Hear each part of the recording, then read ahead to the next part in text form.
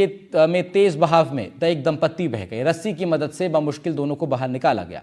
Bike पर सवार थे दोनों दंपत्ति बालाजी के दर्शन करके लौट रहे थे। रास्ते में सैलाब नाला पड़ता है जिसको पार करते वक्त यह हादसा हुआ।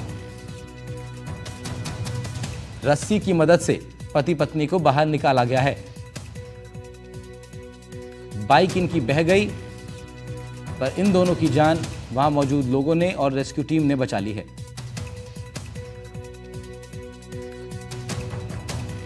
बूंदी के इंदरगढ़ नाले के तेज बहाव में ये दोनों बह गए थे।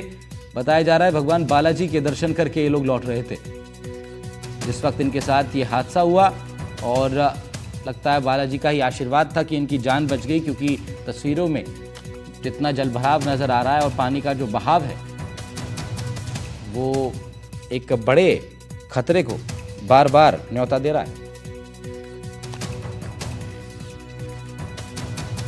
वहां मौजूद स्थानीय लोगों और रेस्क्यू टीम ने फुर्ती दिखाते हुए इनको रस्सी की मदद से बाहर निकाला।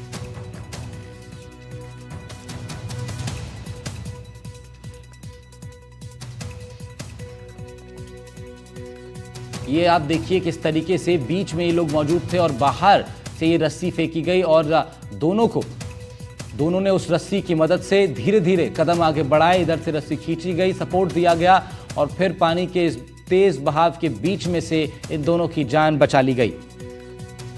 ये रेस्क्यू टीम की बड़ी कामयाबी, वहां मौजूद स्थानीय लोगों का भी इसमें सपोर्ट है। ये दोनों भगवान के दर्शन करके लौट रहे थे। एक रास्ते को पार करने की कोशिश में इनके साथ ये घटना घटी। बाइक इनकी बह गई, लेकिन दोनों को वहां मौजूद रेस्क्यू टीम ने तत्परता दिखाते हुए, फुर्ती दिखाते हुए रेस्क्यू कर लिया है। ये तस्वीरें सामने आई हैं जिसमें बीच बहाव में फंसे ये दंपत्ति की ओर रस्सी बाहर से फेंकी गई और उसी की मदद से धीरे धीरे कदम आगे बढ़ाते हुए इनको बचा लिया गया।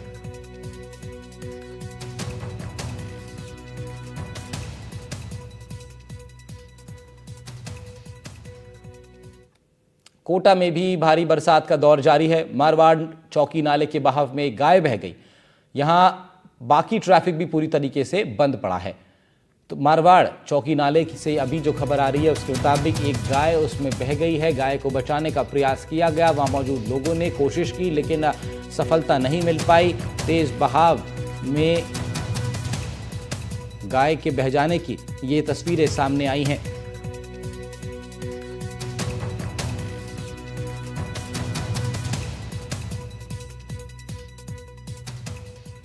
पानी का बहाव तेज था जिसके कारण रास्ता पार नहीं कर पाई। हालांकि गाय एक 4 पैरों का पशु है, इसलिए वो तैरना जानता है, लेकिन पानी का तेज बहाव उसे उस ओर नहीं जाने दे रहा जहां उसे किनारा मिलेगा।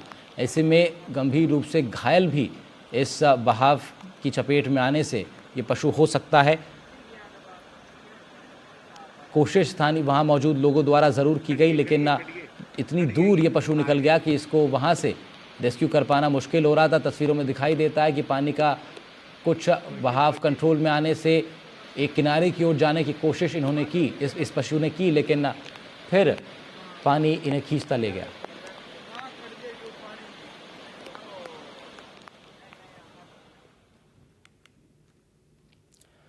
चित्तौड़गढ़ में भी बारिश का दौर जारी है।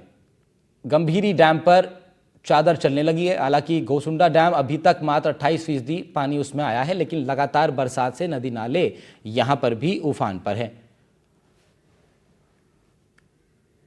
तो चित्तौड़गढ़ में भी बारिश लगातार हो रही है। मौसम ज़रूर यहाँ सुहाना है। यहाँ जलभराव की समस्याएं यहाँ भी हैं, लेकिन बरसात ने राहत भी यहाँ दी है क्योंकि पर्यटन स्थल भी है। तो यहाँ इस मौसम में पर्यटकों की भी बहार है।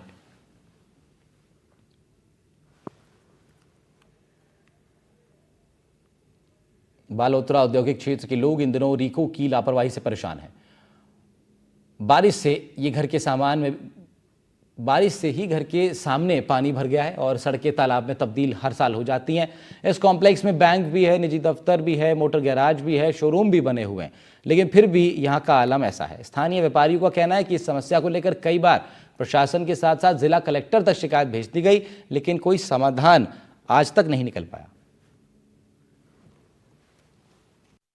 बालोतरा औद्योगिक क्षेत्र के कई इलाके हैं जो बरसात के दिनों में दरिया बन जाते हैं। यहाँ का जो रिको प्रशासन है उसकी लापरवाही का खामियाजा यहाँ के स्थानीय दुकानदार है और जो इलाके के जो लोग हैं उनको उठाना पड़ता है। हल्की सी बरसात होते ही जो पूरा इलाका है वो जलमग्न हो जाता है। हम आपको एक दृश्य दिखाते हैं एक जगह का जहाँ हल्की बारिश के बाद में पूरी जो सड़क है एक तालाब में तब्दील हो चुकी है।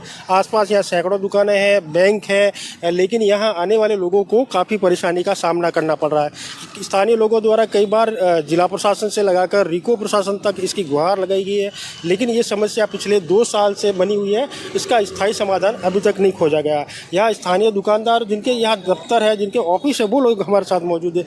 ये जो समस्या है आपकी पॉल्यूटेड वाटर की या जो बरसाती पानी है, कब से समस्या चली आ रही है? कई बरसात से चल रही है। इसको बार बार हमने रिको प्रशासन को अवगत कराया, लेकिन यहाँ पे साफ सफाई का भी ध्यान नहीं रहता है, तो ये रोड बनाना तो इनके लिए बहुत बड़ी बात हो जाएगी। बिल्कुल देख सकते हैं कि जो रिको का रवैया है उससे काफ़ी परेशान है यहाँ के लोग हैं।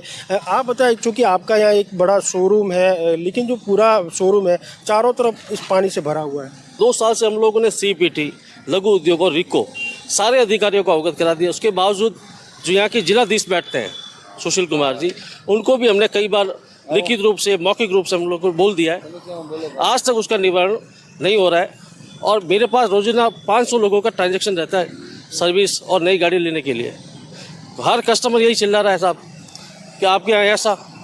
अब कर भी क्या सकते हैं, क्योंकि सुनवाई नहीं है। तो कुल मिला के आपका जो व्यापार है वो भी प्रभावित हो रहा है? बिल्कुल हो रहा है सर, प्रभावित तो है ही हमारा व्यापार। कस्टमर मेरे कम हो गए इसकी वजह से। जो भी आ रहा है, ग्राहक आ रहा है तो वह ठेठियाँ खड़ा रहता है, गाड़ी वहाँ ले नहीं आ सकता, दुकान तक नहीं पहुँच पा रहा है। दुकान नहीं पहुँचता। क्या इस समस्या को लेकर आप लोगों ने रिको से या अधिकारियों से वगैरह सबसे बात की रतन जी ने, लेकिन कोई सुनवाई नहीं है।